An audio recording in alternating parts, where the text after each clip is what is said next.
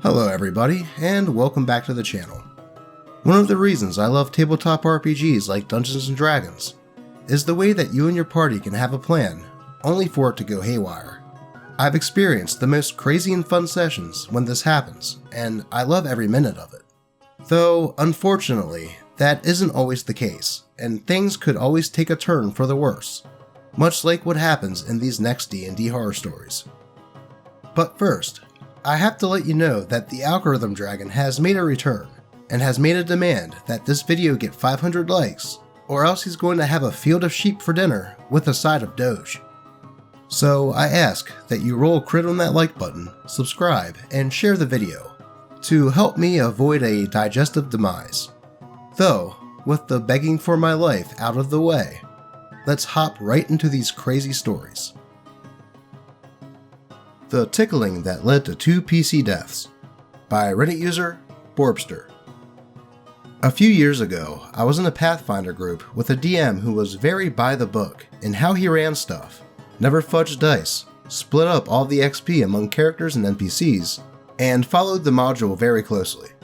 As you might have guessed, this wasn't the most roleplay heavy kind of game, but I like to have moments with my character where we'd have fun. I guess that was my mistake. I played a 7 intelligence, 20 wisdom cleric, whom I grew quite fond of. I portrayed her as friendly, naive, and loyal. She quickly assumed the other group members were her friends, and was eager to join them on their quest. Another character of note was the sorcerer. He was very serious and secretive. The actual player wasn't as serious, and often played off this aspect of his character as a joke. One day, we were trying to convince a mage to speak with us. The sorcerer decided to flex his charisma. He began acting out his persuasion, and at the end, he raised his arms in a shrug and said something along the lines of, quote, "What have you got to lose?" My cleric had the somewhat innocent idea to tickle his armpit as he raised his arms. It went like this. Me, I tickle him. Sorcerer, I stab her. Me, what? DM, okay, make an attack roll. Me, again, what? Sorcerer, does a 24 hit? Me, yes. He stabbed my goofy, playful cleric because she tickled him. It was a little funny for sure, but I wanted to semi-seriously play out how someone would actually feel if their supposed friend stabbed them because of a joke. Again, I guess that was my mistake. My cleric felt sad and confused about being stabbed by a friend, and it didn't help that no one else in the party was intervening. Since she didn't know anyone else in town, she ran off to speak with the guy they had captured and left tied to a tree to interrogate later. She begins lamenting, questioning her friendships, wondering why she's been with a party that would turn on her. NPC confusedly listens to her while she rants. Eventually, the party shows up and informs my cleric that they're going to kill the prisoner, since they don't need information from him anymore. My cleric doesn't want to lose the only, quote, friend she has, so she unties him and tells him to run. She also runs off with him, and the party follows. Now, here's the kicker. Unfortunately, these aren't normal woods. They're phase spider-infested woods. None of us knew this at the time. Before any of us have a chance to react, a giant spider has insta-killed my cleric and the NPC she tried to save. It also downs the sorcerer, who decides not to come back to life. What just happened? So, yeah, that's how role-playing tickling someone led to 2 character deaths. In all honesty, the group liked to have fun and joke around, and I wasn't the only goofball there. I don't think any of us expected that this would result in 2 player characters' deaths. The next character I made had way less personality. She was basically just the healer. I did play with him for a while, but I ended up leaving because it just wasn't the way I preferred to play. And I never tickled anyone ever again. I'm not even salty, just flabbergasted by how quickly that escalated. Edit. Bonus story. Many sessions later, a different PC got upset at the party over some kind of disagreement, decided to run away from the group, and immediately fell into a trap filled with 140 rats who viciously devoured the PC. Thanks, Gary Gygax. Guess running off dramatically never ends well for members of this group. Well, this just seemed like a series of unfortunate events. I think that the sorcerer might have overreacted a bit to something innocent like a tickle, and then to run into the forest after setting the prisoner free, only to be killed, is the frosting on top of that shit cake. Though I like to imagine the look on the prisoner's face when one of the people that captured him starts venting to him like a therapist. Let's get into the next story. Stormy Love Amongst the Tempest, or How the Cavalier Wanted to Kickstart His Dynasty, by Reddit user Lutterbrought. Greetings, good folk of the board. General disclaimer beforehand. This is not a story about D&D 5e, but actually about Pathfinder. Nor is it a tale of shock and horror, but instead how a player tried to bring metagaming knowledge into the game to the detriment of the party. This story revolves mainly about a player, let's call him Gene, that had been the party's tank for the last two scenarios they had completed, namely Hollow's Last Hope and the follow-up, Crown of the Kobold King, to great success, though one player would not be able to accompany the party further, downgrading the size to 3 people. Now, for some of my homebrew direction after the pre-written module, I wanted to induct the remaining people into the Pathfinder Society in Absalom, giving them an easy task to set out and sail to a city only a couple of days away, to investigate some goings-on over yonder, which would serve as their trial. It was all shaping up to be a solid adventure, but Gene had told me beforehand that he was not feeling his Cavalier as much anymore, which was okay. Getting bored of a once exciting concept can happen regularly during play after all. He was toying with the idea of a sorcerer of some description with another, more exotic race, a changeling. As plans were already set in motion for the ship to take off, I said it would be difficult to just introduce a new character right now, especially since the current cast had said task tailored towards them specifically. In hindsight, I probably should have just made it work somehow. Gene was understandably a little miffed about it. Cue the boarding of the ship and the start of the week-long voyage, with multiple aquatic-themed encounters, one of which was a coven of sea hags who had posed as sirens, luring the sailors in and coming on deck for the kill, only to start the fight with the party. It was a difficult battle for the PCs, only made harder by Gene, who, amongst the chaos, started flirting with a hag. Dead set on it too. It was entertaining, but more than a little confusing, with each and every one of his attempts ending in failure, understandably so. Eventually, I used the hag's evil eye ability, first as a warning, then as a consequence, with the foul sea witch getting him with both attempts, essentially putting his character into a coma.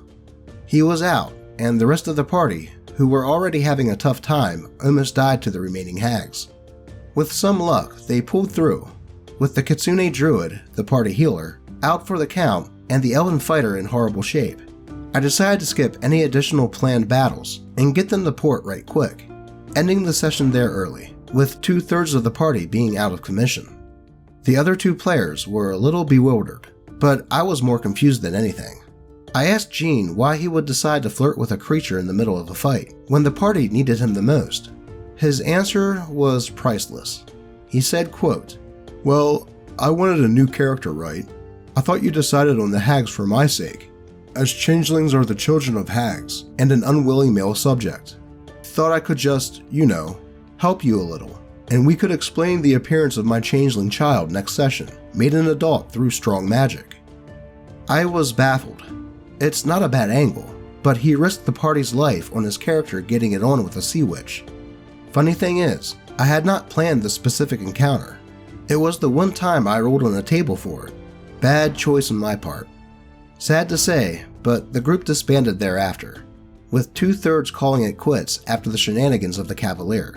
We are still in contact today, and it's all good, but that killed the current campaign. TLDR, player gets bored of his old character once they use the first opportunity to make a new one in-game. Now, I do have to agree with OP that the concept of that being used to introduce a new character is pretty neat. Though, for Gene to just assume that OP was making the party fight sea hags for this purpose is a bit presumptuous, especially since OP had told him that introducing a new character during that session was something he didn't want to do.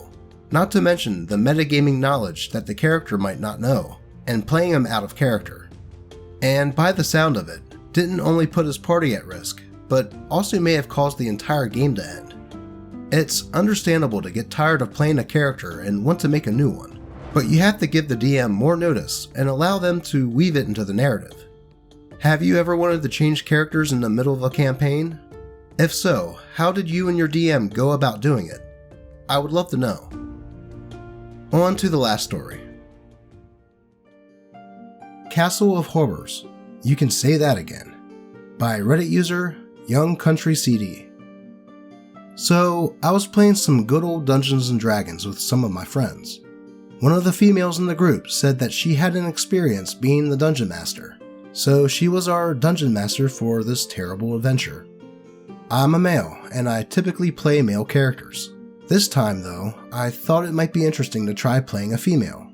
My character was an Aasimar Tempest Cleric, and our party was a female Paladin, a male Rogue, and a Goblin male. Maybe a Barbarian, I can't remember its class. Anyway, the campaign starts, and we get a letter from the king to go visit his castle. Something's not right, and he needs our assistance. We get to the castle, and everything is wrong. No one's there. We begin to wander, and we come across a room where a bunch of women are just making out and doing the nasty. We try to leave, but apparently once you enter a room, the doors disappear and we have to deal with the encounter. So we're stuck in the room. On a bed at the end of this room is an incubus, watching the girls have sex, but we're all only level 1. Oh boy. We try to fight it, but we keep missing our attacks and rolls unfortunately. The incubus uses his charm skills to make the goblin go have sex with the ladies in the room, and we continue to attack to no avail. Eventually, the paladin and the rogue get charmed to start having sex with one another. Great. Now I'm alone because they're all having sex, and unfortunately, no one is rolling high enough to break the incubus's spell. Then, the DM has the incubus make me an offer. If my female character gives him head, we'll all go free. The second option is that my character becomes its concubine and gives birth to its kid. I'm just like, what the fuck is this? And obviously say no to both. So I start fighting and I'm hitting it with everything I got, which basically does nothing to it. Luckily for me, the DM is having bad rolls. The incubus is missing its attacks on my character, and I start feeling like maybe I can kill this bastard and move past this terrible encounter. Nope. The DM eventually hits, and I'm down. We time skip to the next morning when we all wake up. Of course, my character is in the incubus's bed. The DM makes the incubus say some disgusting line about, quote, "Your moans were cute when you were sleeping," which grossed me out even more. Meanwhile, the paladin has to deal with the fact that she's apparently pregnant with the rogue's child. I get the same offer again, quote, "Give head or be concubine," to which I say no again. We try to fight, again, and somehow manage to defeat the incubus this time. As it dies, the incubus apparently comes one last time, spraying my character's face in revenge. At this point, I'm just glad it's over. On to the next room. There's a group of goblins that try to shake us down, or worse, but I managed to roll a high intimidation check and they run off. Next room. Oh great, there's water up to our kneecaps and tentacle monsters everywhere. You can guess where this is going. We try to leave, but again, the doors are gone and we couldn't go back. We start to terribly fail in this fight, getting groped by these things, but the paladin prays to her god to make it end. After that, an angel comes down from the heavens and saves us. Enter the all-powerful DMPC. The angel takes us to some pocket dimension the DM called Elysium. The angel tells us that it was sent by the paladin's god to assist us. Why none of us quit here, I'll never know. My character goes off somewhere to long rest, but things get even worse. The rogue wants to protect its unborn child, and tries to get together with the paladin for real. You know, so the baby has a happy family life or something. The paladin turns down his offer, as she's supposed to be a nun or something after all. The angel then tells the paladin that she has a mission from her god. She has to give birth to the angel's child. What? Now, I'm glad my god has not made any strange requests. The paladin tells the angel that she's already pregnant, and the angel just aborts the child with magic or some bullshit. Yeah, just like that. The rogue is watching the whole time, and as I mentioned before, he already bonded with the kid idea. Next, the angel and the paladin start having sex. The nun thing goes right out the window, because the paladin isn't going to refuse her god's orders. But here's the real kicker. The rogue has to watch the whole thing. They literally cuck one of our party members. Just as this campaign can't seem to get any worse, we get kicked out of Elysium by the angel and move on to the next room, where there's an ogre.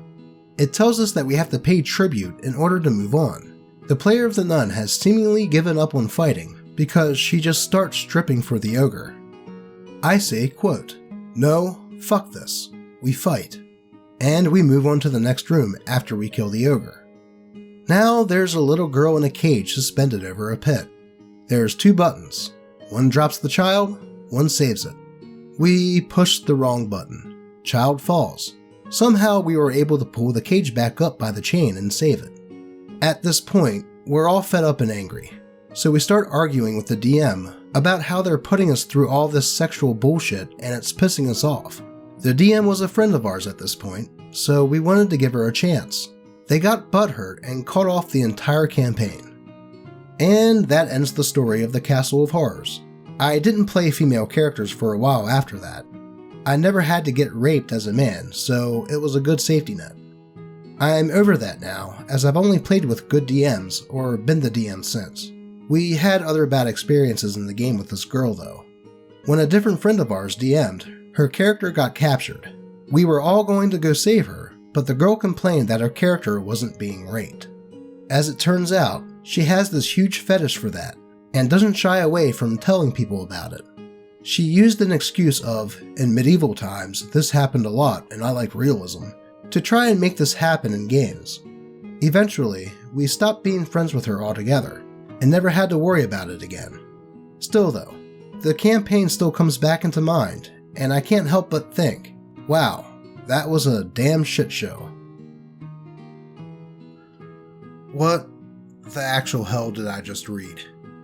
First sign of the room with all the people having sex with an incubus should have been the first sign to say something.